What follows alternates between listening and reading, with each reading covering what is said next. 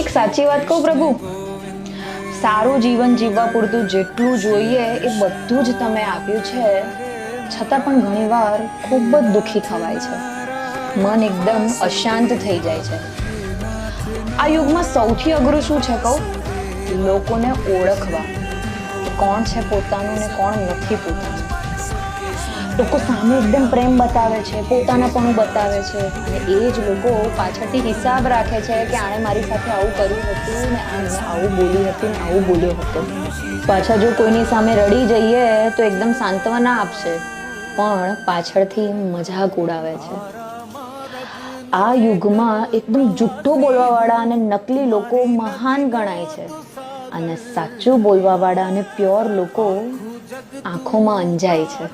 લોકો સંબંધ નિભાવવાનો ખાલી દેખાડો કરે છે, જ્યાં સ્વાર્થ પત્યો ત્યાં સંબંધ અટક્યો. સાચું કહું તો આ યુગમાં અસંખ્ય જીવોની ભરેલી આ દુનિયામાં કોણ પોતાનું છે એ ખબર જ નથી પડતી.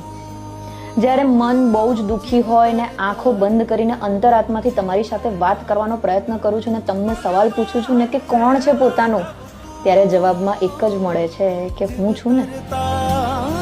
તમારી એક શીખ જે બહુ જ મદદ કરે છે કે સાંભળ, તારે બદલો લેવાની કંઈ જ જરૂર નથી, સંયમ રાખ. જે જેવું કરશે એ એવું જ ભોગવશે, બીજા કોઈના પર નહીં તો કર્મ ચક્ર પર વિશ્વાસ રાખ અને સમયને સાથ આપ. હે ને?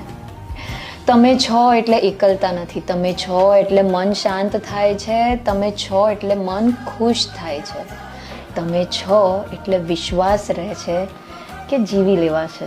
તમે છો ને પ્રભુ સાચે આ કળિયુગમાં સાથે.